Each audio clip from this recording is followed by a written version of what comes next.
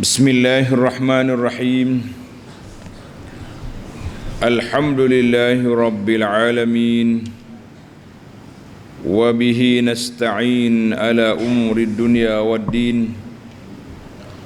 Wassalatu wassalam ala al-mab'uthi rahmatan lil alamin. Nabiyyina wa habibina wa qudwatina Muhammad ibn Abdillah wa ala alihi wa sahbihi wa man sar ala nahjihi wa ihtada bihadihi wa istanna bisunnati ila yaumiddin, amma ba'du. Muslimin dan muslimat, para jemaah, para pencinta ilmu, para pelajar, para pencinta Al-Quran dan Sunnah, Assalamualaikum warahmatullahi wabarakatuh. Alhamdulillah, syukur kita kepada Allah Azza wa Jalla kerana dapat meneruskan pengajian kita dalam tafsir surah Ali Imran. Surah Ali Imran, surah yang ketiga dalam juzuk yang ketiga. Ayat yang kita akan baca ayat 29 dan 30, sambungan daripada kisah larangan Allah Azza wa Jalla daripada berwalakkan kepada orang kafir. Jadi kita orang Islam tidak boleh walak kepada orang kafir. Kita mesti utamakan kesatuan ummah, utamakan kesatuan umat Islam. Jangan jadi munafik dalam negara, dalam masyarakat Islam. Kemudian Allah Ta'ala nyatakan dalam ayat ini, apa yang kamu sembunyi dalam hati kamu, cintakan kepada orang kafir, cintakan kepada maksiat dan mungkar, diketahui oleh Allah Azza wa Jalla. Ataupun kamu zahirkan, sama je bagi Allah. Mu sembunyi, kamu zahir, bagi Allah Subhanahu wa taala tidak ada beza. Baik. Kemudian Allah nyatakan semua rahsia akan terdedah dan orang kafir akan menyesal di akhirat dengan penyesalan yang tidak berguna. Mari kita baca ayat, kemudian kita pergi kepada huraiannya insya-Allah. Bagi jemaah yang ada tafsir pimpinan Ar-Rahman edisi Jawi, muka surah 102. A'udzu billahi minasy syaithanir rajim. قل إن تخفوا ما في صدوركم أو تبدوه يعلمه الله ويعلم ما في السماوات وما في الأرض والله على كل شيء قدير. يوم تجد كل نفس ما عملت من خير محضرا وما عملت من سوء تود لو أن بينها وبينه أمدا بعيدا ويحذركم الله نفسه والله رؤوف بالعباد.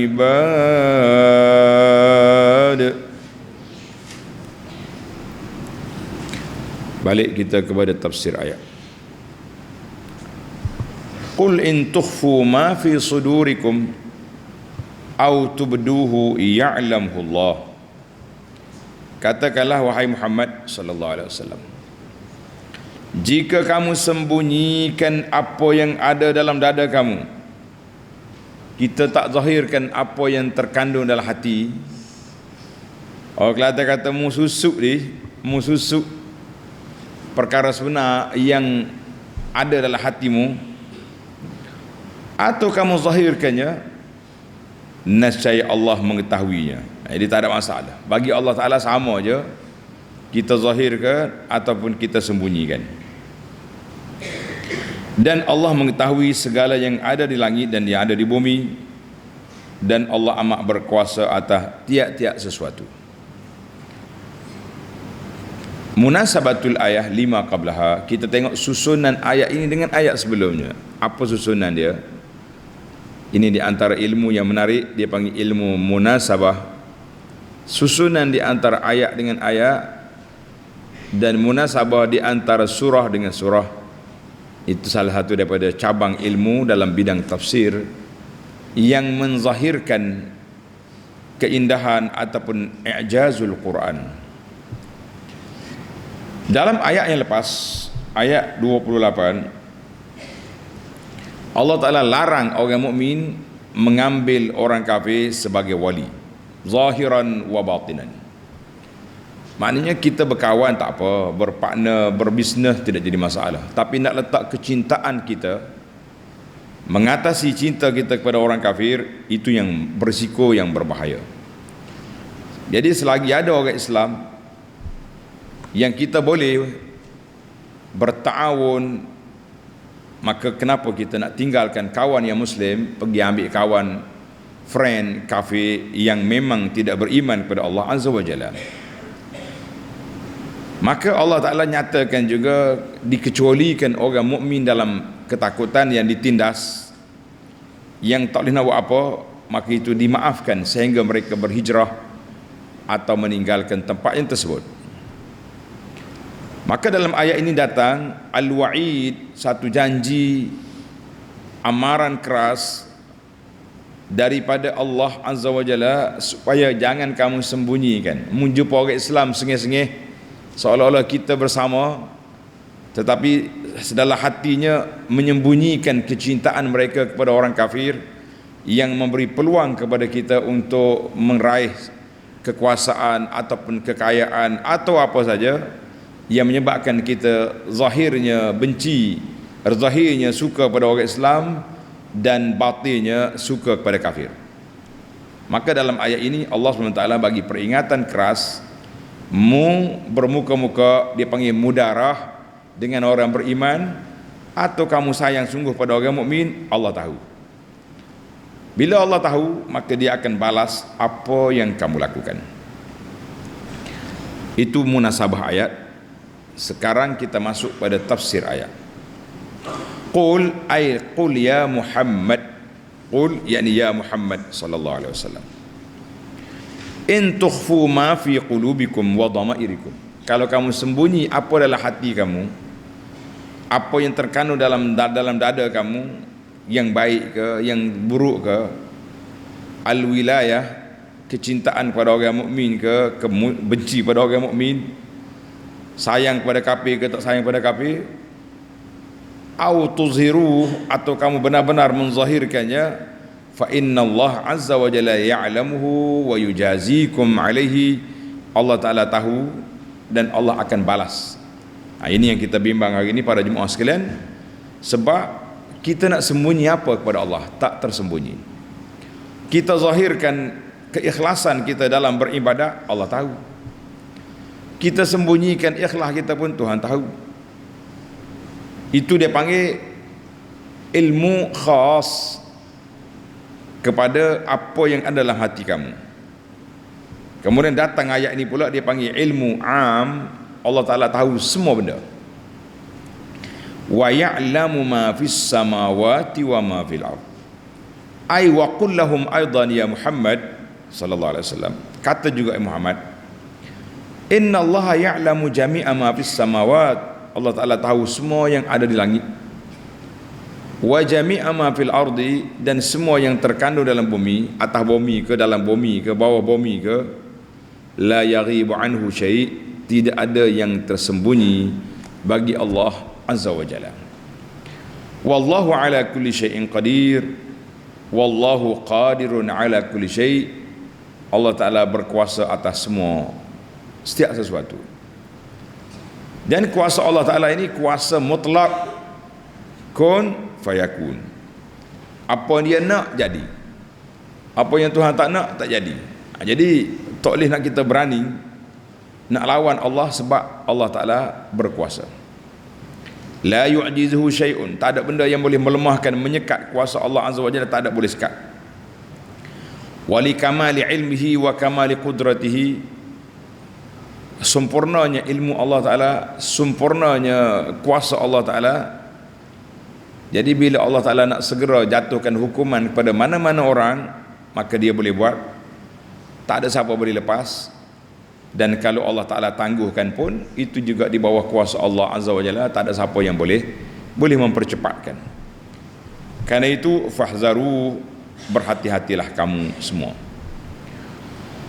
Allahu Akbar. Itu ayat yang pertama yang kita baca dalam CD ini, iaitulah ayat 29. Sekarang kita berpindah ke ayat 30. Ayat 30. Yauma tajidu kullu nafsin ma 'amilat min khairin muhdara. Ingatlah hari kiamat yang padanya tiap-tiap seorang akan mendapati apa saja kebaikan yang telah dikerjakannya. Jadi hari kiamat esok Allah Ta'ala peringatkan kepada kita, mu akan jumpa apa yang kamu buat. Tengok munasabatul ayah dengan ayat sebelumnya. Munasabah. Lamma akhbar Allah Ta'ala an ilmihi wa qudratihi. Dalam ayat 29 Allah nyatakan ilmunya dan kuasa dia. Dan Allah Ta'ala tahu apa yang akan berlaku, yang sudah berlaku, yang sedang berlaku. Maka bila Tuhan tahu dan Allah berkuasa, maka dengan itu dia akan ambil tindakan ke atas kita.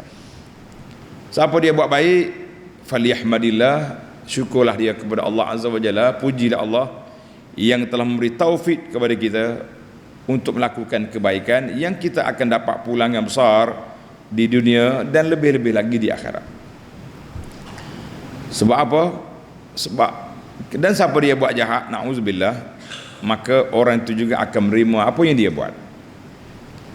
Maka datang ayat ini, yauma tajidu kullu nafsin ma 'amilat min khairin muhdara, ai yauma tajidu kullu nafsin. Setiap jiwa, setiap diri, dia akan tengok apa yang dia buat atas dunia ni, banyak ke sedikit. Uhdira kamilan, sempurna lengkap laporan rekod yang telah kita buat atas dunia. Ana selalu ulang kata-kata motivasi ulama. Mereka mengatakan suratan amalan yang kita nak baca di hadapan Allah di akhirat nanti, kitalah penulisnya. Suratan yang kita nak baca di akhirat nanti, kitalah penulisnya. Kita di atas dunia ni, alhamdulillah, Allah pilih kita orang beriman. Allah pilih kita menjaga solat. Allah pilih kita jadi orang baik, sehingga kita dihormati oleh orang, dipuji oleh orang, dipercayai oleh orang. Tiba-tiba kita pula belok dengan orang, macam-macam penipuan yang kita buat, macam-macam kelentongan yang kita buat, macam-macam janji yang kita taburkan, dan macam-macam orang panggil pujuk rayu yang kita buat, sehingga orang percaya, terpengaruh. Maka berlakulah penipuan di atas dunia ini. Kita mengatakan Allah Azza wa Jalla akan balas segala apa yang kita lakukan. Ini yang kita takut. Kita boleh lepas atas dunia, mungkin tidak ditangkap oleh polis, tidak disaman oleh SPRM, tidak disiasat oleh siapa saja, tapi kita ada di hadapan kita Mahkamah Rabbul Jalil, di hadapan kita Mahkamah Allah yang tak ada siapa boleh sembunyi, tidak ada peguam yang akan membela kita. Semua kaki, tangan, mata, kepala akan menjadi saksi bagi pihak kita. Kalau kita benar, insya-Allah kita selamat. Tapi kalau kita duduk menipu orang, duduk kento orang, duduk kenak pada orang, maka di sanalah tempat pembalasan yang cukup dahsyat. Jadi ayat ini jelas kepada kita. Allah kata semua yang kita buat muhdara, akan dibawa, akan dibentangkan oleh para malaikat di hadapan Allah Azza wa Jalla. Jadi kenapa kita berani, sedangkan kita orang beriman? Setiap minggu kita baca suratul Kahfi, Ayat 49 Allah kata wa wajadu ma'amilu hadira. Tulis pelajar. Dalam surah Al-Kahfi ayat 49 Allah kata wa wajadu ma'amilu hadira. Di akhirat esok mereka akan dapati apa yang dia buat semuanya ada di hadapan mata dia. Ini kebaikan yang kau buat. Ibadatmu, engkau tolong orang, engkau bantu orang, alhamdulillah. Kalau malaikat buka rekod, sebaliknya pula rekod kiri, ini orang yang kau tipu. Atas dunia ni berapa ramai orang yang sudah engkau kelentong, berapa ramai yang kau khianat. Na'udzubillah. Kita orang beriman, sedarlah, insaflah dengan ayat, dengan amaran, dengan peringatan dari Allah Azza wa Jalla ini, supaya kita tidak kesusahan di akhirat. Susah di dunia muakkad, berwaktu. Paling banyak orang ni sakit 10 tahun, 5 tahun, 3 tahun, beberapa hari, akhirnya mereka akan mati. Nabi kata mustarih, mereka berehat daripada kesusahan dunia. Tetapi yang kita bimbang, kesusahan di akhirat yang tidak berkesudahan, yang sangat dahsyat. Itulah yang perlu kita kena ingat. Baik, Allah tunjuk di sini penyesalan yang akan berlaku di akhirat oleh puak-puak kafir dan ahlul ma'asi dan ahli maksiat. Tengok ujung ayat.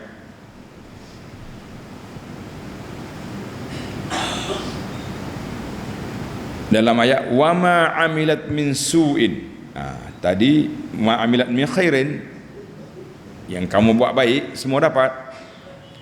Wa ma amilat min su'in tawaddu law anna bainaha wa bainahu amadan ba'ida. Allahu akbar. Dan demikian juga apa sahaja kejahatan yang telah dikerjakan, na'udzubillah. Apa dosa yang kau buat atas dunia, apa dosa yang kau buat atas dunia, maksiat yang telah kamu langgar perintah Allah, na'udzubillah. Kita minta perlindungan Allah Subhanahu wa taala. Allahumma inna na'udzubika minal khuzlan. Kita minta Allah Taala jangan biarkan kita terumbang-ambing begini. Ataupun dalam sebuah hadis, di antaranya doa, kata belakang pelajar, Allahumma inna na'udzubika minal hawri ba'dal kawri. Allahumma inna na'udzubika minal hawri ba'dal kawri. Ya Allah, kita minta perlindunganmu daripada jadi tak baik setelah kita jadi orang baik. Takut kita. Jadi kita dah insaf, kita dah sedar, kita dah ibadat, tapi terpedaya dengan godaan dunia, melalui apa saja lorong yang ada, maka kita akan lari daripada jalan yang benar. Ada sahabat-sahabat kita, kawan-kawan kita, bagus, belajar rajin, amalan, ikut Nabi, ikut sunnah, molek-molek, akhirnya terperangkap dengan skem jualan-jualan langsung ini, yang dipertikaikan oleh ulama tentang kesahihannya, kehalalannya. Mereka tak akan undur lagi sebab kemasukan bulanan sudah tetap, sehingga nasihat tidak lagi dipedulikan. Nak kata apa? Sayang. Inilah kita bimbang. Yang Nabi doa ajar sangat-sangat doa, ya muqallibal qulub tsabbit qalbi ala dinik. Tuhan yang membolak-balikkan hati, tetapkan hati kami di atas agama. Allahumma inna na'udzubika minal hawri ba'dal kawr. Ya Allah, kami minta perlindunganmu ya Allah daripada berpaling tadah. Asalnya molek, akhir kali jadi tak molek. Asalnya ahli ibadat, orang yang berakhlak mulia, akhir kali lompat sana sini. Kita mengatakan ilah yang kita bimbang.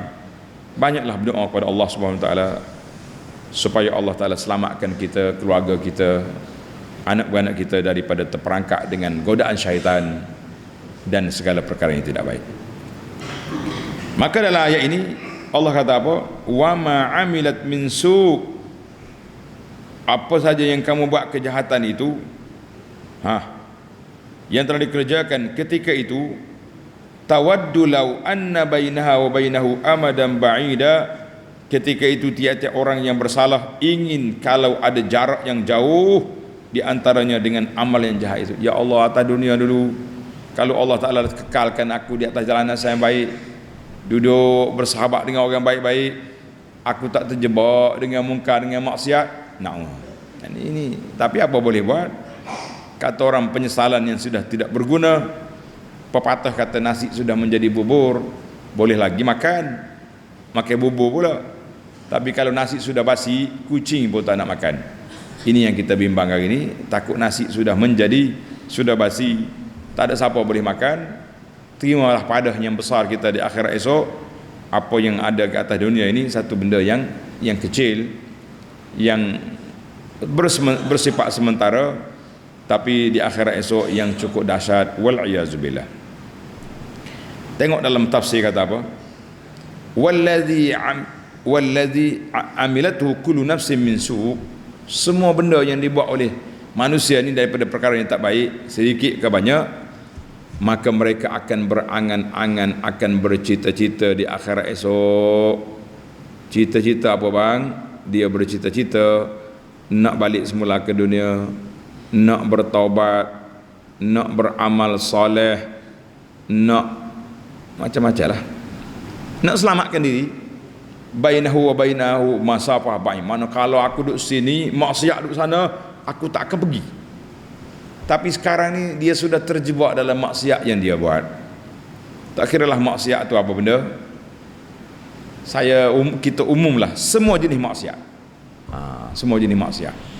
Sama ada dosa kita dengan Allah Azza wa Jalla, kita pergi buat maksiat senyap-senyap, dia panggil dosa tersembunyi. Tak ada orang ada orang jadi baik, tak ada orang buat maksiat senyap-senyap. Ini yang kita takut. Para jemaah sekalian, cabaran setiap masa berbeza. Orang dulu kerana buat maksiat kena pergi tempat maksiat. Lah ni tak sempat cari. Alat gadget dalam poket sudah ada. Nak cari maksiat boleh terbuka, boleh akses dengan mudah. Ini yang kita takut pada jemaah sekalian. Nabi kata, aku kenal beberapa orang di dunia dulu, banyak amalan dia, tapi amalan dia menjadi debu yang berterbangan. Terkejut para sahabat, ya Rasulullah, sifhum lana, jallihim lana, tunjukkan kepada kami siapa mereka, nyatakan kepada kami apa sifat mereka. Nabi kata, dia sama dengan mu juga. Mu solat dia solat, mu bangun malam tahajud dia bangun, tapi iza khalau bi maharimillah intahakuha, apabila mereka dapat buat maksiat senyap-senyap, dia akan gomo. Kita pun tak tahu apa yang dia tengok, tak tahu apa yang dia buat. Sama ada perhubungan dia seorang saja, tengok maksiat, tengok filem-filem yang karut, tengok cerita-cerita lucah, ataupun membuat perhubungan yang tidak baik dengan orang-orang yang pada zahirnya orang sangka dia baik, tapi ada hubungan yang tidak baik dengan orang. Allahul musta'an. Hari ini alat media sosial ni sangat dahsyat. Beberapa orang hantar mari minta kita nasihat. Dia kata, ustaz tolonglah, isteri orang bangun pukul 1 pagi, pukul 2 suami duduk tidur sebelah, dia duduk main WhatsApp dengan orang lain. Ini dahsyat. Ataupun mengganggu ibu-ibu tunggal, mak-mak janda ni, tak boleh tidur malam kalau duduk duduk menelpon. Ini semua dia panggil dosa yang tersembunyi, yang paginya orang cium tangan kita, malam tangan itulah duduk akses, duduk cari benda-benda yang tidak baik. Wal'iyazubillah. Kita minta perlindungan Allah Subhanahu wa taala.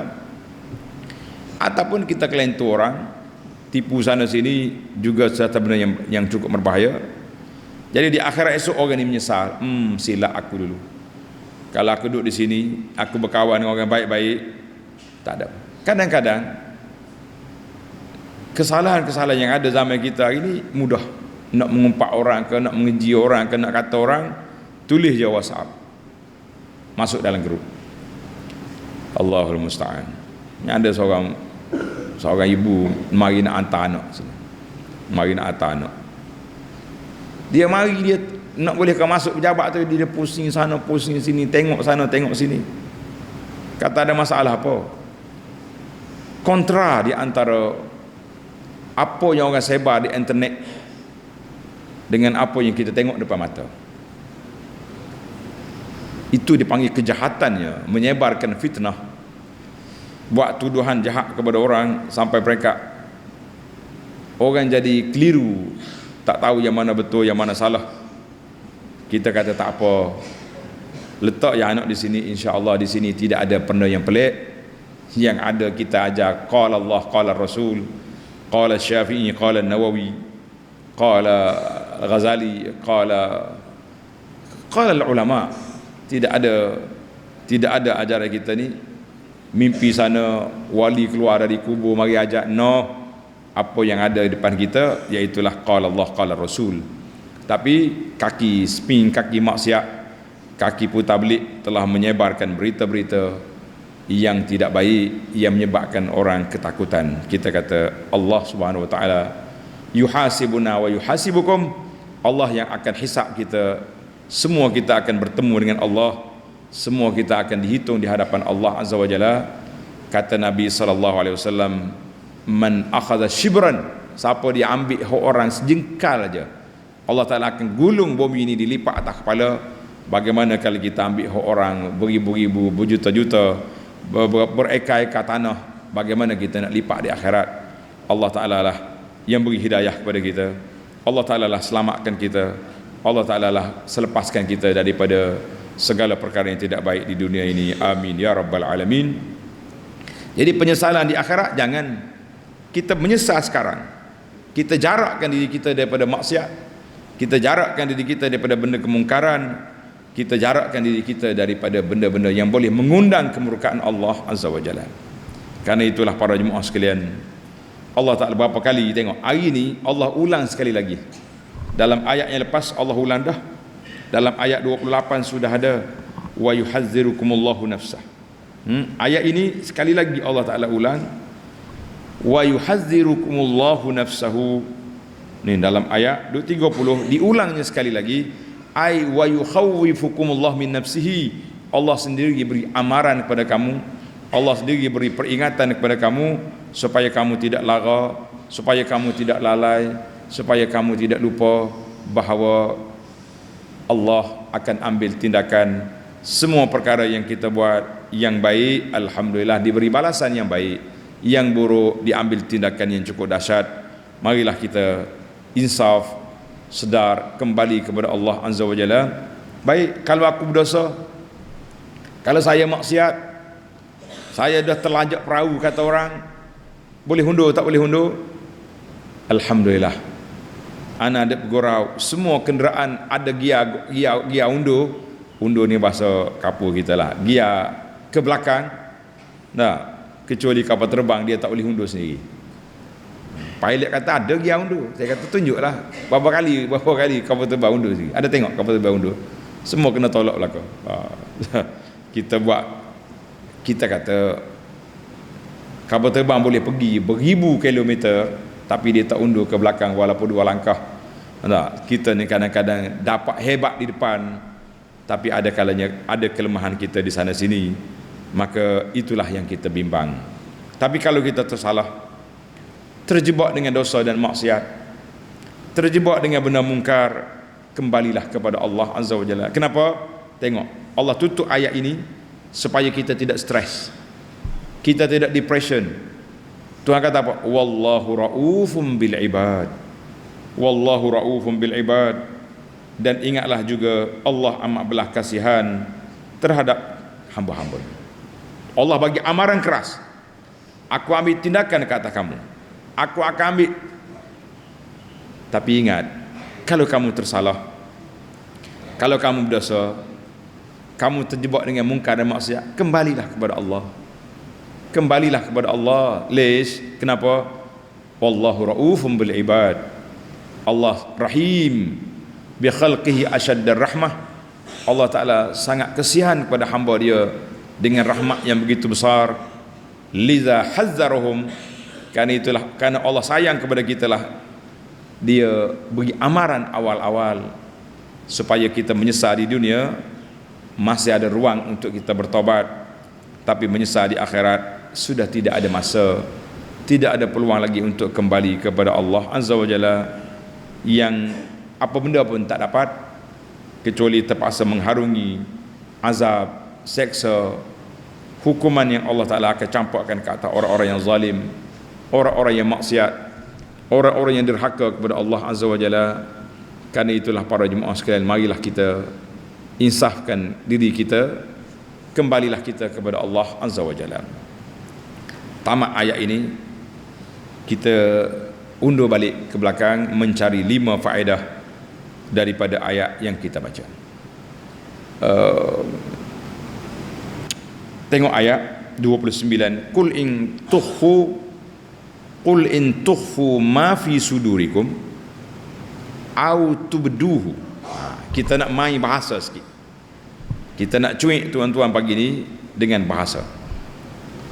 Kalau kamu sembunyikan atau kamu nyata, ya'lamullah, Allah kata aku tahu. Ada 2 isu di sini. Yang pertama, Tuhan kata ma fi sudurikum, dalam dada kita. Dalam dada kita ni banyak ada. Ada jantung, ada paru-paru, ada hati, ada limpa, ada empedu dan ada benda. Tapi kenapa Tuhan kata dalam dada kamu? Allah tak kata ma fi qulubikum, dalam hati kamu. Ulama lughah kata li annal qalba fi sadri, kerana hati itu duduk dalam dada. Hati duduk dalam dada, dan kalau apa-apa pun kita akan tunjuk sini. Hati baik, niat saja ikhlas. Tak, secara spontan orang panggil apa ni, dilalatul fitrah. Kita tak kata saya ni niat baik, dia tunjuk sini. Ada tak? Adakah?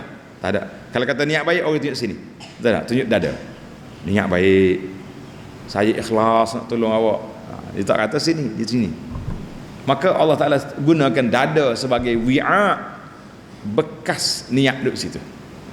Tapi kalau kata kita mikir, ya awak bodoh, tak ada otak, dia tak tunjuk sini, dia tunjuk sini. Tengok.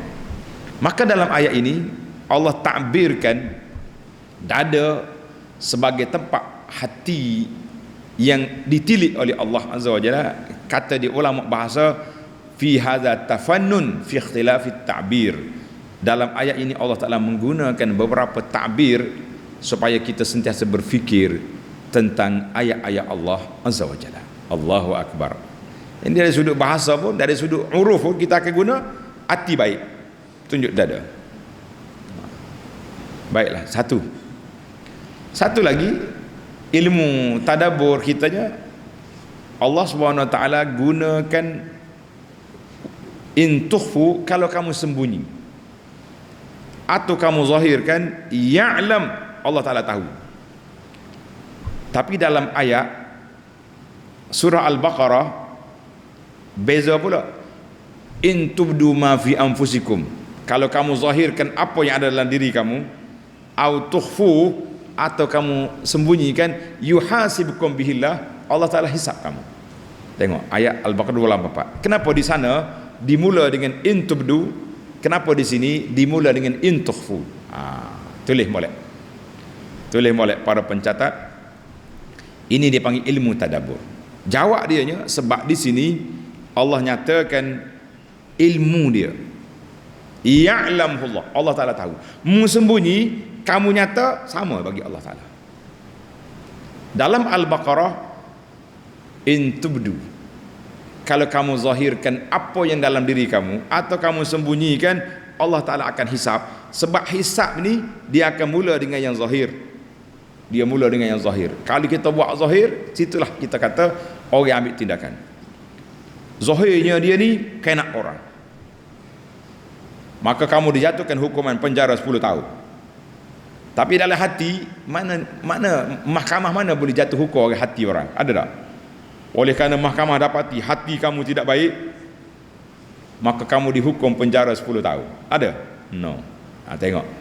Penggunaan susunan ayat cukup indah. Dalam bab ilmu Allah, Allah guna in tukhfu au tubdu. Dalam bab pembalasan, Allah guna in tubdu au tukhfu. Sama je bagi Allah Ta'ala. Dua-duanya akan diambil tindakan, akan diberi pembalasan. Allahu Akbar. Ada ilmu tadabbur Quran. Al-Quran ini sangat cantik.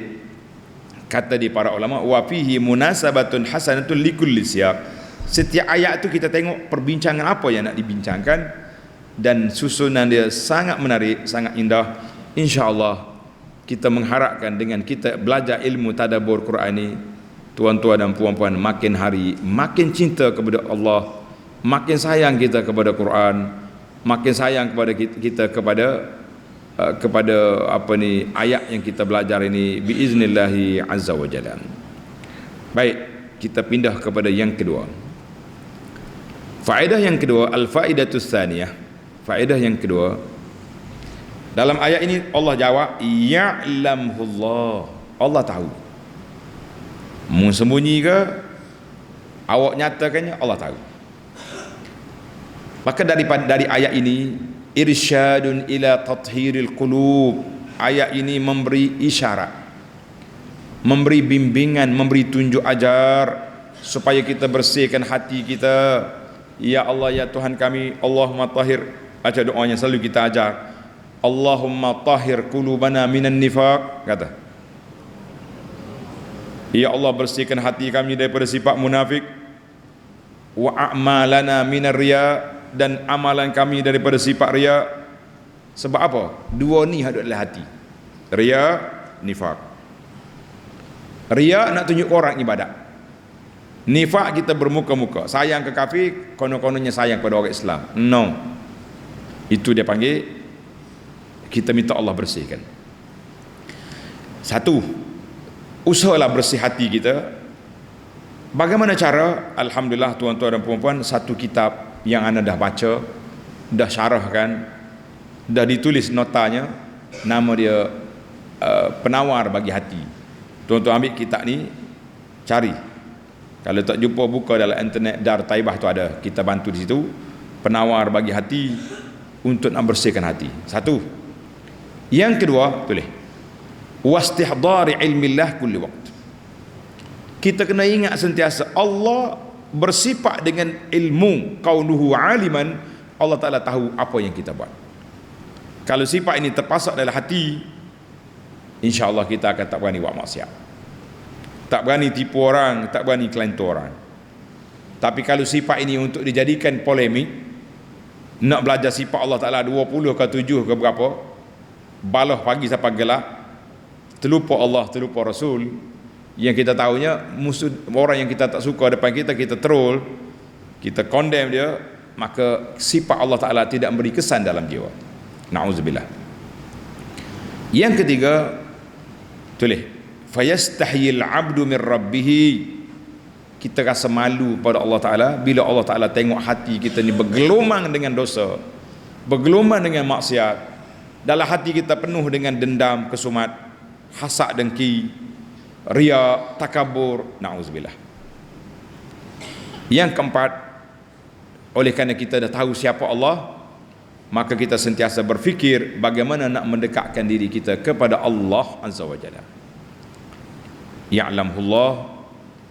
Maka itulah kesimpulannya, bila kita dah kenal Allah Ta'ala, maka dua perkara lagi kita kena buat. Yang pertama, al-hurub min maksiatillah, kita kena jauhkan diri daripada maksiat. Kata di ulama, munculkan diri kamu di tempat Allah nak tengok kita ada. Tulis itu, munculkan diri di tempat Tuhan nak tengok kita ada. Tuhan nak tengok kita ada 5 kali sehari di masjid, tempat solat jemaah, biar ada kat situ. Dan sembunyikan diri kamu di tempat Allah Ta'ala tak nak tengok. Di mana? Tempat maksiat, Tuhan tak suka, jangan pergi situ. Tempat orang maksiat, tak usah. Berada kamu dalam grup yang boleh mendekatkan kepada Allah, grup ilmu, grup yang baik-baik.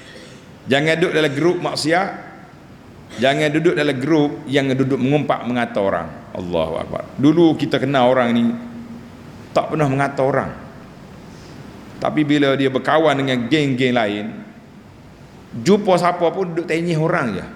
Na'udzubillah, siapa kita lari, tak nak bercakap. Dia kata entah ni sombong kan, atau si cakap. Kata bukan anak sombong anta tu duduk makan orang. Buat apa aku makan sekali denganmu? Dosa aku banyak, nak kacau orang pula. Ini kita takut. Yang kedua, kesimpulan yang kedua daripada ayat ini, ar-raghbatu fi ta'atillah, adalah kita gemar, semangat untuk melakukan ketaatan kepada Allah. Fala yafqiduhu haitsu amarahu, jangan kamu ponteng tak muncul di tempat Allah suruh kita muncul di situ. Ingat molek, maknanya dua sebab. Lari daripada tempat yang Tuhan suruh lari, Tuhan tak nak suka kita pergi, dan jangan ponteng di tempat yang Tuhan nak tengok kita ada situ. Dulu anda dah sebut berapa tempat Tuhan nak tengok kita ada. Di antaranya Allah nak tengok kita ada di masjid, Allah nak tengok kita ada di majlis ilmu, Allah Ta'ala nak tengok kita ada di tempat orang sakit kita ziarah, Allah nak tengok kita ada di tempat orang mati kita solat jenazah, Allah Ta'ala nak tengok di tempat yang kawan-kawan yang baik kita pergi ziarah, dan Allah nak tengok kita berada di rumah kita, jaga keluarga, jaga anak beranak. Itu di antara tempat yang kita kena muncul, para jemaah sekalian. Ya, baiklah. Panjang pula. Yang ketiga, tulis nombor 3. Yang ketiga,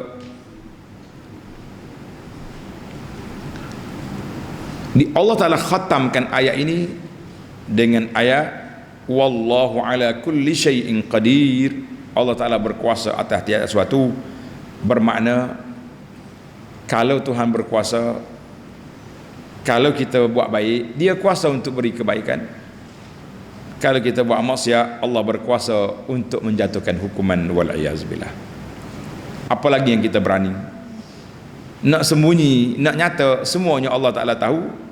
Maka ayat ini menjadi im'anun fit tahzir.